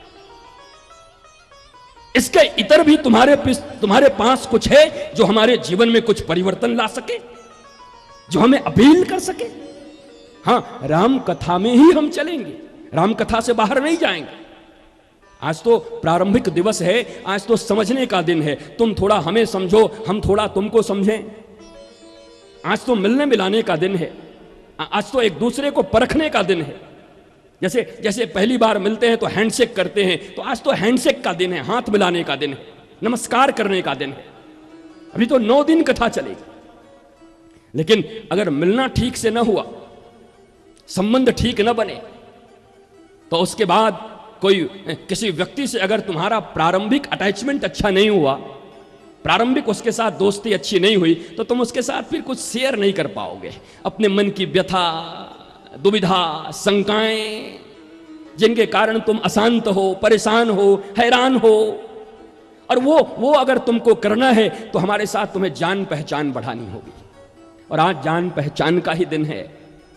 हम यहां व्यासपीठ से बैठ करके अपनी वाणी के माध्यम से आपसे पहचान बढ़ा रहे हैं, आपसे संपर्क बढ़ा रहे हैं। आप भी आओ, अटैच्ड हो जाओ, जुड़ोगे तो इन 9 दिनों में तुम्हें अनंत मोतियां मिलेंगी। इन 9 दिनों में तुम्हें अनंत मुक्ताहार मिलेंगे। कांटों की चुभन भी महसूस करोगे तो गुलाब की कोमलता को भी महसूस करने का अवसर मिलेगा। इन 9 दिनों में तुम्हें कांटे भी चुभाए जाएंगे, उसके दर्द का भी तुम्हें अनुभव होगा, लेकिन गुलाब की पंखुड़ियों पे चलने के भी तुम्हें वो कोमल अनुभव यहां प्राप्त होंगे। यहां राम का सुंदर जन्म है तो राम का दुखद वनवास भी है। यहां कमल के मृणाल की तरह जिनकी भुजाएं हैं श्री जानकी, राम के पांव कैसे हैं? मतलब इतने कोमल हैं, इतने कोमल हैं कि राम के पांव कितने कोमल हैं। कहा जानकी जी भी जब चरण चापन करती हैं और राम जी के चरण को जब छूती हैं तो जैसे कमल शाम को विकुचित हो जाता है, विकसित कमल सूर्य को देखकर होता है, और जब सूर्य चली जाती है तो वही कमल सिकुड़ जाता है। वैसे ही राम के चरण जब जानकी जी छूती हैं तो राम जी के चरण कमल सिकुड़ जाते हैं, इतने कोमल हैं। गुरुवर्थे त्यक्त राज्यो व्यचरद्दून वनम। ओह महाराज, गुरुवर्थे त्यक्त राज्यो, ये श्रीमद् भागवत जी का रामायण है, एक ही श्लोक में था। सुखदेव जी को ज्यादा श्लोक नहीं मिला, एक ही श्लोक में पूरा रामायण निकाल दिया सुखदेव जी ने। गुरुवर्थे त्यक्त राज्यो व्यचरद्दुवनम। महाराज पद्म पदभ्याम प्रियाया पाणि स्पर्शा क्षमाभ्याम। पाणि स्पर्शा क्षमाभ्याम। जानकी जी राम जी के पांवों को छूती भी हैं तो वो जो चरण कमल हैं वो विकुचित हो जाते हैं। ऐसे ऐसे कोमल चरण को दंडकारण्य के कठोर वन में विचरण करना पड़ा, तो यहां तो आंसू भी है। और मैंने प्रारंभ में ही तुमको कहा कि जलेबी जैसे रस में डूबी हुई अच्छी लगती है, वैसे ही राम और कृष्ण की कथा जब आंसुओं में डूब जाए तभी उस कथा का आनंद ले पाओगे और उस कथा से सीख पाओगे। और जो करुणाहीन है, जो आर्त नहीं है, जिनके हृदय में आर्त नहीं है, जिनका हृदय द्रवित नहीं है, जिनकी आंखों में पानी नहीं है, जिनकी आंखों में जल नहीं है, अरे तुम नारियल मत लाना, कपड़े मत लाना, पैसे मत लाना, जरूरत नहीं है यहां लाने की। तुम्हें जब आना होगा तो अपने आंखों में जल लेकर जाना, लेकर आना और हृदय में भाव भर करके आना, तब श्री राम की कथा यहां से ले जा सकते हो। नारियल लाने से कथा का आनंद नहीं ले जा सकते। नेत्रों में भरा हुआ जल और हृदय में भरा हुआ भाव जब लेकर के इस पांडाल में आओगे तभी राम कथा का महत्व समझ पाओगे। इसलिए ये कई लोग ऐसे हैं बारातों में पिशाच की तरह नाचते हैं। कहीं विवाह हो, बारात हो तो भूत प्रेत भी शर्मा जाए, ऐसे उछल उछल के नाचते हैं। और यहां पर थोड़ी सी उनको अगर ताली भी बजानी पड़ जाए, एक जयकारा भी करना पड़ जाए तो उनको शर्म आता है। तुम कैसे सुनोगे राम कथा?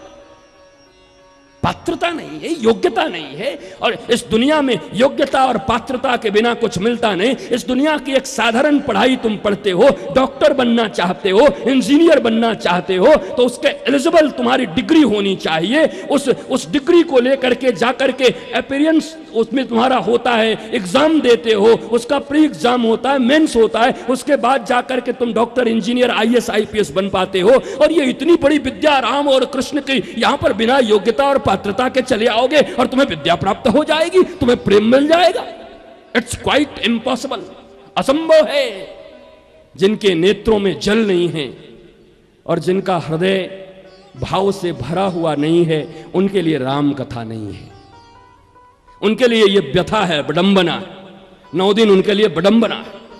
वो कहेंगे 9 दिन माथे पर विडंबना आ गई। पर जिनके हृदय सबरी की तरह हैं, जिनके हृदय मीरा की तरह हैं, जिनके हृदय ध्रुव और प्रहलाद की तरह हैं, जो गिद्धराज जटायु की तरह है, जो धन्ना जाट है, जो नामदेव है, कबीर है, तुकाराम है, तुलसी है, एकनाथ है, सखुबाई है, जनाबाई है, रत्नावती है, कर्णावती है, वो ऐसी भक्ताएं जो हैं, भक्त हैं, जिनके हृदय बड़े पसीजे हुए हैं, जिनके हृदय आर्त हैं, जिनके हृदय में करुणा है। करुणा के बिना अगर यहां बैठोगे तो बोर हो जाओगे।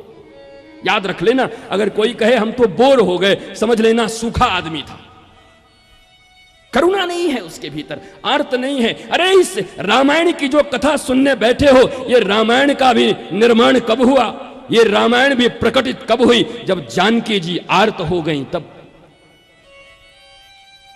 जब माता जानकी करुणावंत हो गई तब रामायण बन गया। तुम नहीं जानते, ये रामायण जानकी जी की एक आंसू का देन है, एक आंसू का देन है ये रामायण, श्रीमद् वाल्मीकि रामायण। देखो हमारे यहां कई ग्रंथों में श्रीमद् भगवत गीता, श्रीमद् भागवत, श्रीमद् वाल्मीकि रामायण, ये प्रत्यक्ष लगे हुए हैं श्रीमद्। बाकी में हम लगाते हैं, पर व्यास जी ने और वाल्मीकि जी ने उस जमाने में जिसको श्रीमद् कहा, ये 3 ही ग्रंथ हैं ऐसे, श्रीमद् भागवत, श्रीमद् भगवत गीता और श्रीमद् वाल्मीकि रामायण। श्रीमद् ये श्री का मद है। श्री कौन है? श्री प्रिया जी है, किशोरी जी हैं, जानकी जी हैं, राधा हैं। ये दोनों में अंतर मत समझना। राधा और जानकी में जो अंतर समझेगा वो वैष्णवता का अपराध करेगा। वही है किशोरी जी, दोनों को ही किशोरी जी कहा जाता है। किशोरी जी हमारे यहाँ राधा जी को कहते हैं किशोरी जी, और मिथिला में जाओ तो किशोरी जी जानकी जी को कहते हैं किशोरी हैं। ये चीर किशोरी हैं। न राम कृष्ण में अंतर है, न श्री जानकी जी और श्री राधा में अंतर है। बिल्कुल अंतर मत समझना। ये लीलाएं अलग अलग हैं, चरित्र अलग अलग हैं, काल अलग अलग हैं, अलग अलग समय पर अलग अलग वपु को धारण करके इस संसार के जलने वाले जो जल रहे हैं, त्रिताप से जलने वाले लोगों को ताप से मुक्ति दिलाने के लिए अपनी भक्ति का शीतल अमृत लेकर के ये अनंत अनंत अवतार, रामा अवतार, कृष्ण अवतार है, ग्रीवा अवतार, कच्छप अवतार, वामना अवतार और न जाने कितने अवतार भगवान ने लिए हैं। नारद भी अवतार है। 24 अवतार में दूसरा अवतार नारद जी का माना जाता है। अभी आगे नारद जी की कथा सुनाऊंगा। और नारद जी को हमारे यहाँ बड़ी बड़ी दूसरे रूप में लिया जाता है, जहाँ टॉन्टिंग की जाती है नारद जी के ऊपर। भैया वो नारद जी की वो कथा नहीं है। नारद जी वो नहीं है, नारद जी वो नहीं है। आगे हम, क्योंकि नारद जी ही रामायण के भी उद्गाता है। रामायण का भी उद्भव हुआ तो नारद जी ने करवाया। भागवत भी आई तो नारद जी ने। व्यास जी को किसने प्रबोध दिया आकर के? व्यास जी तो सब कलम उलम रख के बैठ गए थे चिंता में। तो श्रीमद् भागवत का निर्माण किसने करवाया? नारद जी आए, अपने पूर्व जन्म की कथा सुनाया उन्होंने, और आकर के भागवत का निर्माण हुआ। वैसे ही श्री वाल्मीकि जी को भी प्रबोध देने वाले कौन है? कहा नारद जी। नारद जी ने आकर के इस श्रीमद् वाल्मीकि रामायण का प्राकट्य करवाया, उन्होंने प्रबोध दिया सुंदर भाव से। महाराज श्रीमद् वाल्मीकि रामायण श्री का मद है, श्री का मद है ये रामायण। श्री का मद, दुनिया में बड़े बड़े मद हैं। किसी को धन का मद है, किसी को तन का मद है, किसी को पद का मद है, मदी मद है, किसी को मद का मद है, मदिरा का मद है, पता नहीं कितने मद हैं। पर ये सब मद अगर होंगे तो जिंदगी बेकार हो जाएगी, डूब जाओगे। पर कहीं श्री का मद हो गया, कहीं किशोरी जी का मद आ गया तुम्हारे भीतर, कहीं लाडली जी का मद आ गया तुम्हारे भीतर, कहीं जानकी जी का मद आ गया तुम्हारे भीतर, तो ये जिंदगी गुलिस्तां बन जाएगी, ये जिंदगी बागीचा बन जाएगी, जहां से सुंदर सुगंध आने लगेंगे। बाकी सब मद दुर्गंध देंगे। दुनिया के जितने भी मद हैं, पद का मद वो भी दुर्गंध देगा एक न एक दिन। पर याद रखना, अगर श्री का मद लग गया तुम्हें, और ये रामायण भी श्री मद है, रामायण भैया। रामायण एक प्रश्न भी है, रामायण एक उत्तर भी है। रामायण क्वेश्चन है और रामायण ही आंसर है, याद रख लेना। रामायण ही जीवन को नष्ट करने वाला है और रामायण ही जीवन का उत्कर्ष करने वाला है। मैं बावरा नहीं हुआ, जो बोल रहा हूं ध्यान से बोल रहा हूं, सुनना। ऐसा नहीं कि मेरी जुबान फिसल रही है कि रामायण ही जीवन को नष्ट करने वाला है और रामायण ही जीवन का उत्कर्ष करने वाला। बड़ी विचार से कह रहा हूं, प्रबोध से कह रहा हूं। रामायण का अर्थ जानते हो क्या होता है? रामायण, रामायण का अर्थ है, रामा का अर्थ होता है माया। इसलिए तो मैं कहता हूं, वो बहुत सारे लोग हरे रामा हरे कृष्णा हरे रामा, रामा का मतलब राम नहीं होता, श्री राम नहीं होता। राम श्री राम है और रामा मतलब माया। राम के ऊपर में एक डंड लग गई आकार तो हो गया माया। रामायण, हमारा हृदय माया का घर बन गया। रामायण हमें नष्ट भी कर दिया। ये शब्दों का खेल नहीं है। एक गुरु के पास शिष्य गया, कहा गुरुजी हम तो बर्बाद हो गए, गुरुजी हम बड़े कष्ट में, हमारा मन नहीं लगता, हमारा उत्कर्ष नहीं हो रहा, हम हर समय डिप्रेशन में रह रहे हैं, हमें चारों तरफ अशांति मिल रही है, हम क्या करें? क्या हुआ? कहा रामायण हमारे हृदय में माया ने अपना घर बना लिया है। रामायण, हमारा हृदय माया का घर बन गया है। और याद रखना, हम सबके हृदय के भीतर रामायण है, पर वो रामायण नहीं है, राम का अयन नहीं है, रामायण है। माया सबके भीतर में प्रविष्ट हो गई है और माया का चाल तो बड़ा कुचाल है। बस यूं समझ लो, हमें जो चीज जिह्वा के माध्यम से जो चीजें खानी नहीं चाहिए उसका हमने स्वाद लिया।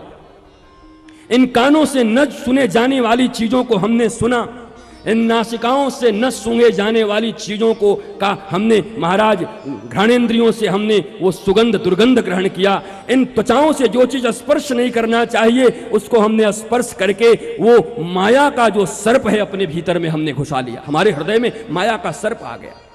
तुम्हारे घर में एक दिन सोफा पर बैठे हो और अचानक तुमको एक सांप दिखाई पड़ जाए, बड़ा बड़ा काला सांप।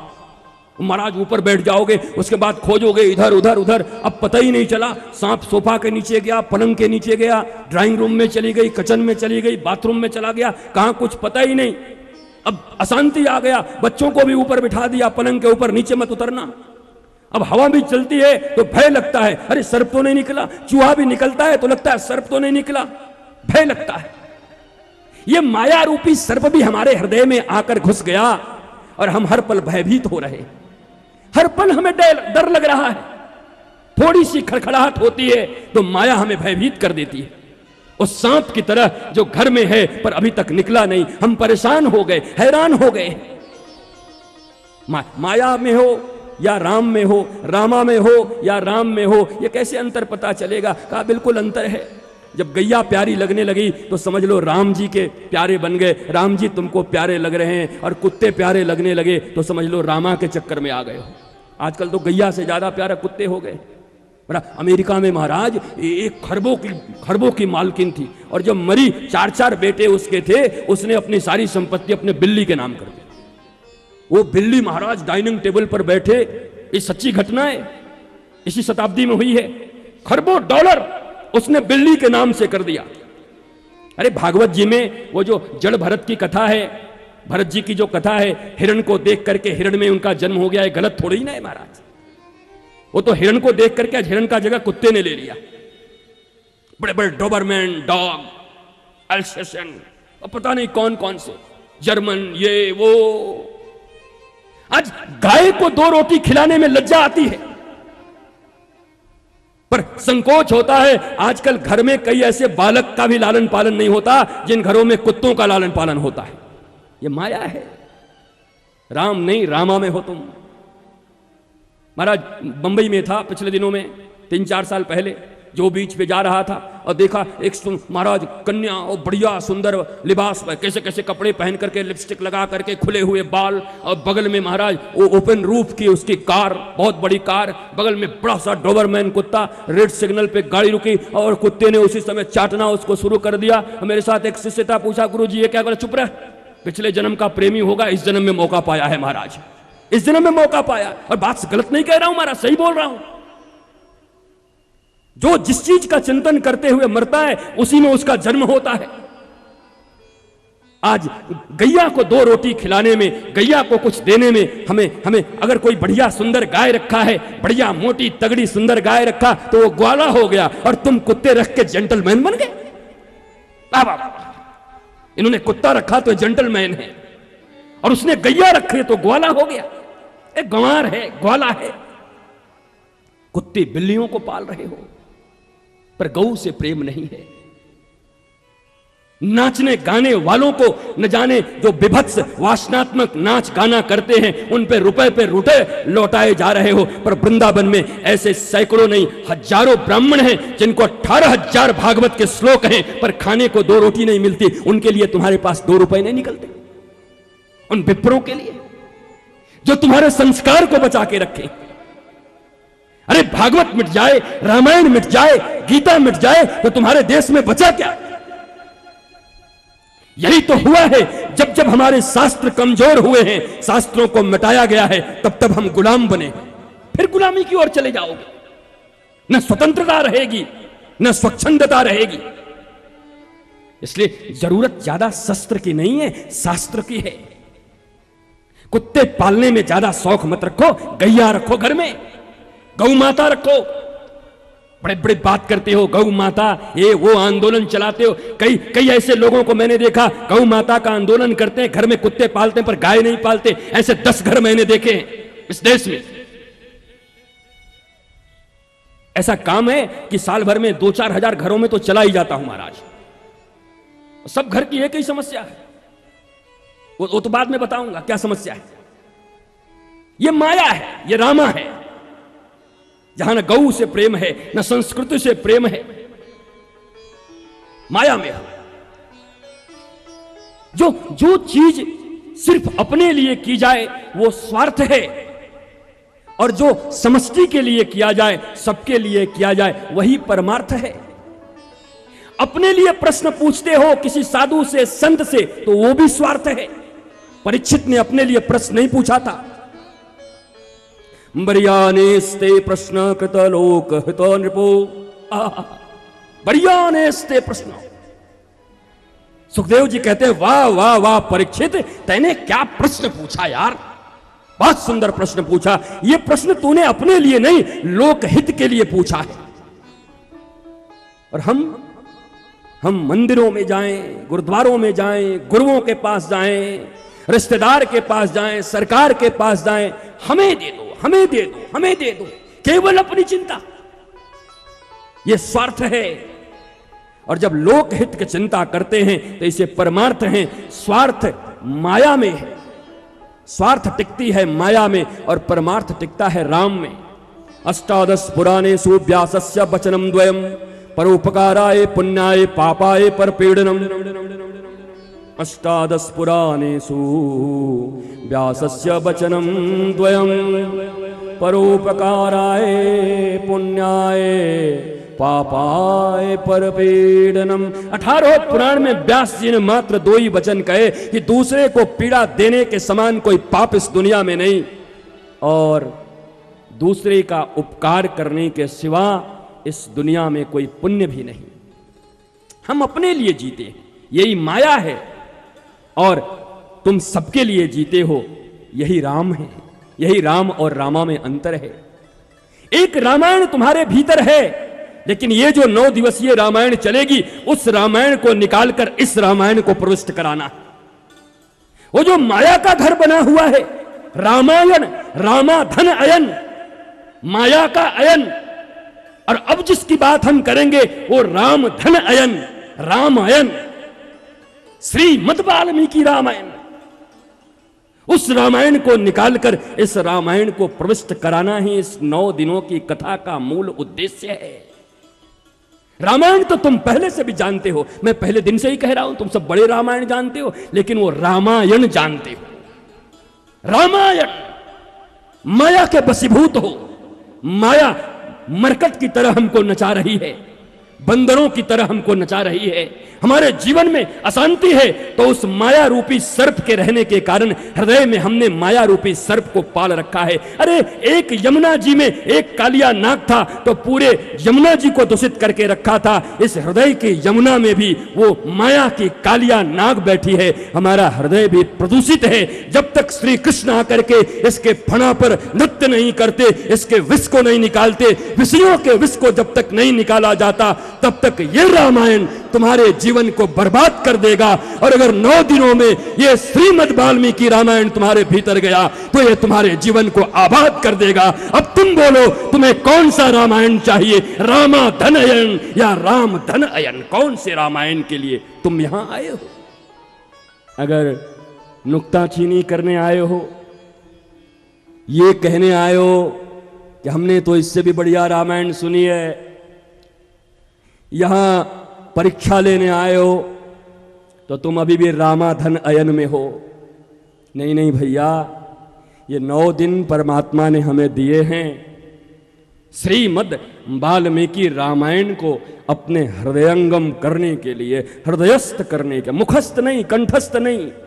मुखस्थ और कंठस्थ तो पता नहीं, मैं बोला ना 18,000 श्लोक मुखस्थ हैं, कई लोगों को कंठस्थ हैं, और वाल्मीकि रामायण में तो 24,000 श्लोक हैं।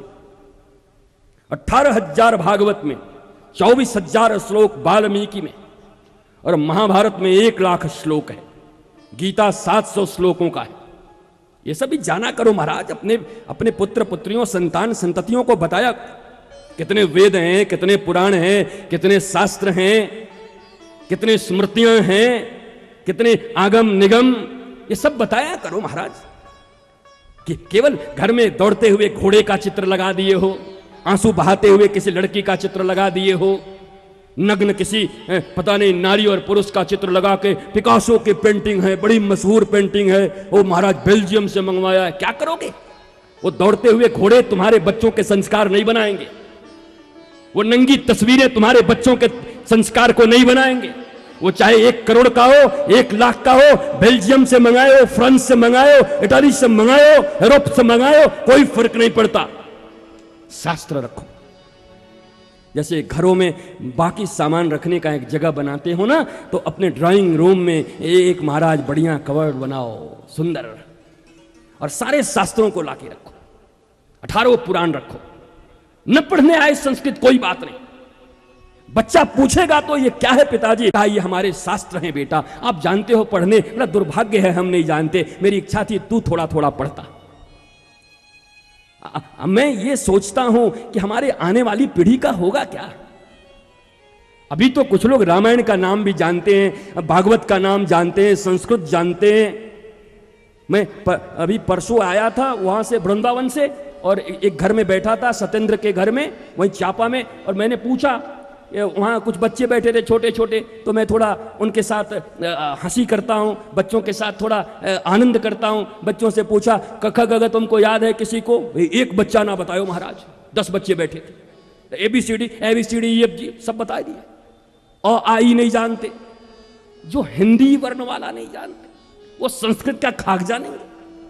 और याद रख लेना, अगर शास्त्र गायब हो गए जीवन से, तो जिस संस्कार के कारण तुम्हारी ये दुर्गति है, जिन कुसंस्कारों के कारण आज ये दुर्गति भोग रहे हो ना, इससे भी बुरी स्थिति आने वाली। माता पिता को पहचानने से इनकार कर जाएंगे, जैसे विदेशों में है। आज मम्मी पापा है, कल पता ही नहीं मम्मी किससे शादी कर ली, पापा किससे शादी कर लिया। यही तो हो रहा है। वहां कोई रिश्ता स्थायी नहीं। अमेरिकन और यूरोपियन कंट्री में कोई रिश्ते स्थायी है ही नहीं। दोनों में थोड़ा ये हुआ, मम्मी दूसरी शादी कर ली, पापा दूसरा शादी कर लिया, बच्चा को पता ही नहीं अब किसको मम्मी बोले किसको पापा बोले, कहां रहे, किसके पास जाए। ये हालत है। ऐसी दुर्भिक्ष अवस्था स्थिति अपने देश की मत आने दो। इसके लिए जरूरी है कि अपने शास्त्रों के प्रति, अपने धर्म के प्रति, और धर्म का मतलब हमारे झंडे डंडे से नहीं है, बिल्कुल नहीं। जय श्री राम मोटा झंडा लेकर के दौड़ना, ये करना वे करना, मैं बिल्कुल धर्म नहीं मानता इसको, माफ करना, ये धर्म नहीं है। मैंने कई बड़े बड़े झंडे और डंडे लेकर के चलने वाले लोगों को बिठाया, बोले इधर आओ तो 4 वेद का नाम बताओ, 6 शास्त्र का नाम बताओ, उपनिषदों का नाम बताओ, 18 पुराण का नाम बताओ। मैं गर्व से कहूं, हम क्या करोगे कह के? किस लिए? कौन सा गर्व? किस बात का गर्व? और मेरा पसंदीदा विषय है राम राज्य, और मैं खुश हूं कि मुझे रामायण कहने का अवसर मिला, राम कथा कहने का अवसर मिला है। मैं विवेचना करूंगा। आज तक भागवत की कथाओं में 2, 4, 10 मिनट में राम राज्य के बारे में बोलता था, पर इसमें तो 1-2 दिन लूंगा। जब राम राज्य स्थापित होगी उस समय राम राज्य की चर्चा करूंगा। What do you mean by Ram राज्य? राम राज्य का मतलब तुम समझते क्या हो?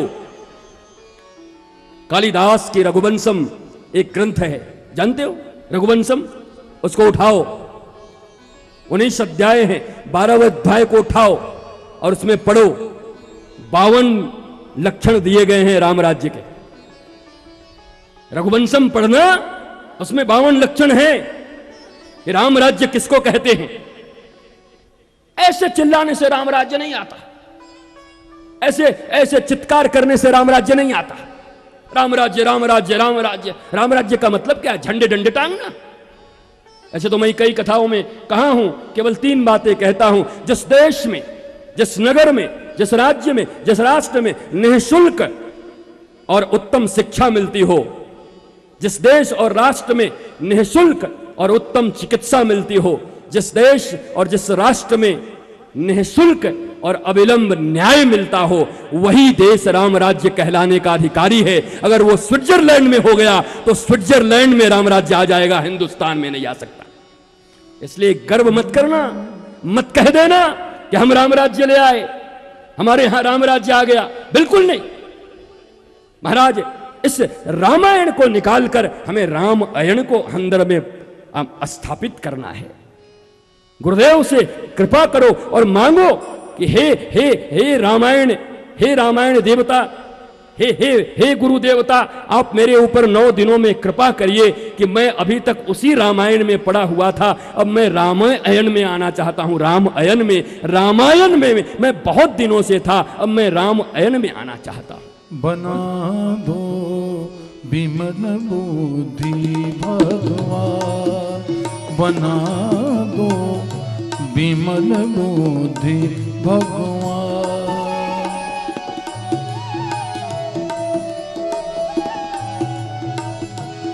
विमल बुद्धि भगवान, विमल बुद्धि भगवान, बना दो विमल बुद्धि भगवान, बना दो विमल बुद्धि भगवान।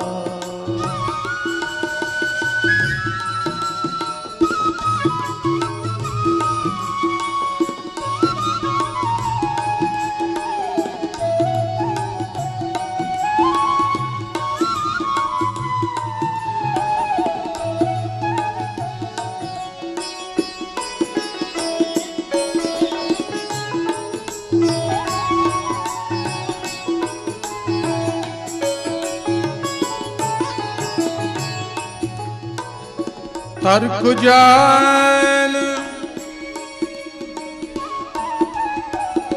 तर्क जाल सारा ही हर लो, तर्क जाल सारा ही हर लो। हरो सुमत अभिमान, बना दो विमल बुद्धि भगवान, बना दो विमल बुद्धि भगवान।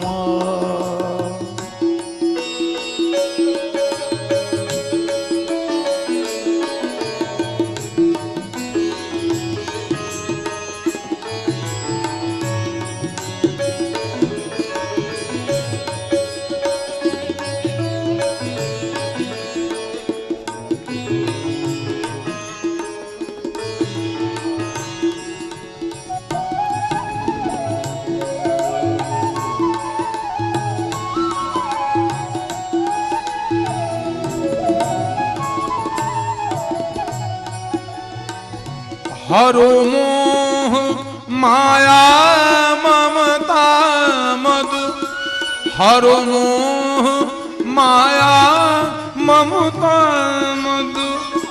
मत सर मिथ्या मान, बना दो विमल बुद्धि भगवान, बना दो विमल बुद्धि भगवान।